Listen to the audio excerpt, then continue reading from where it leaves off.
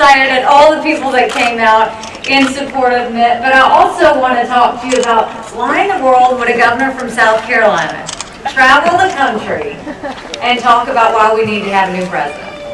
It is because the hardest part of my job continues to be this administration and this president, and we have to see him go. If you don't know my story, you know I am the proud daughter of Indian parents that reminded us every day how blessed we were to live in this country. They loved the fact that you could start something, be as successful as you wanted to be, and nothing was going to get in your way.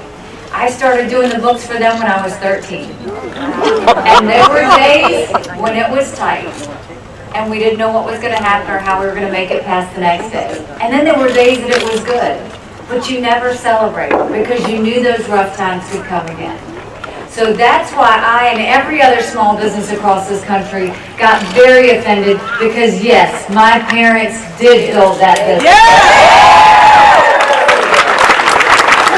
We go on and we look at my governor colleagues and we're all facing unemployment issues and we're all facing economy issues and we're all trying to balance our budgets. And what we do is we watch this chaos in Washington. And we know that we don't have the luxury to say, just give us more money. We have to reduce our debt while we're watching Washington add more to theirs. We're having to balance our budget. And we've seen a president in his 4 years not balance a budget one single year. He can't even get one of his own Democrat senators to vote for his budget. And then he comes back and he says, I can't fix this from the inside. Where are you going to go?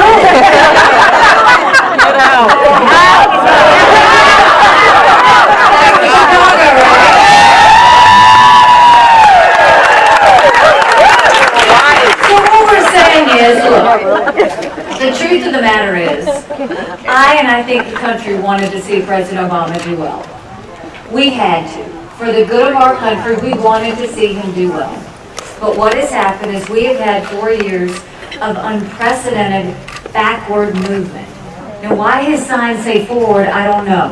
But we watched him move backwards from losing our credit rating, to watching the debt go up, to seeing unemployment get higher, to watching the education fall. And then turning around and fighting governors on what they know is right in the states. And just one example. In the state of South Carolina, we have fought, we will continue to fight. If you have to show picture ID to buy Sudafed, you have to show picture ID to get on a flight, you should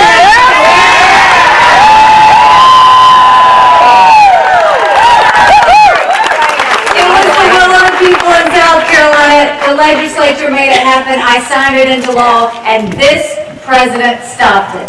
What is he afraid of? What is he afraid of when we don't do that? That's the first problem. And then you go to the second problem. And I know you've heard this story, but it is worth repeating over and over again until President Obama responds to it. South Carolina got a shot in the arm when a good American company like Boeing came and wanted to create 1,000 jobs in Charleston, South Carolina. We were so blessed. At the same time, they expanded 2,000 jobs in Washington State. Not one single person was hurt, not one. And President Obama and the National Labor Relations Board sued this American company.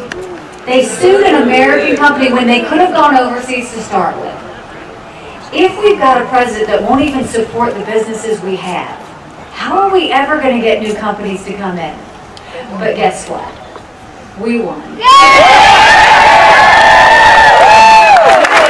Because while he was fighting our 1,000 workers that we wanted in Charleston, I was on the tarmac just a couple months ago, and we saw that new Mac Daddy Boeing plane come out.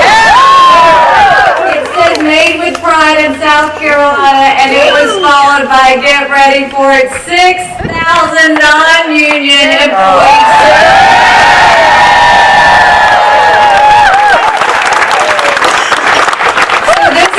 That I will tell you that the media is loud, but we work harder, and we can be louder at the ballot box. Yes. Because what you're going to see is you're going to see commercials that go back and forth, Obama and Romney. Don't worry about either of the commercials, because we know better. We know what we need. We know what we want. And what we want is the fact that America deserves better. Yes. We're a strong country with a strong military, and we don't ever want to apologize for being America. So this is what we need everybody to do.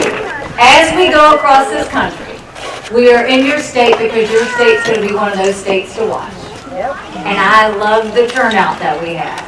But this is the job I'm going to give you to do. I'm right there with you.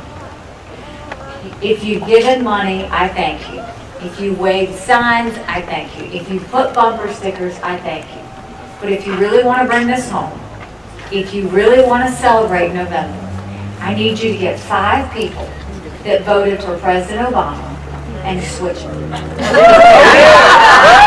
If everybody did that, we will win. And so I will tell you that I'm going to come to Virginia as often as I need to, remind you about what I need you to do, and in return, I promise you that I will come back to Virginia in November and celebrate with you.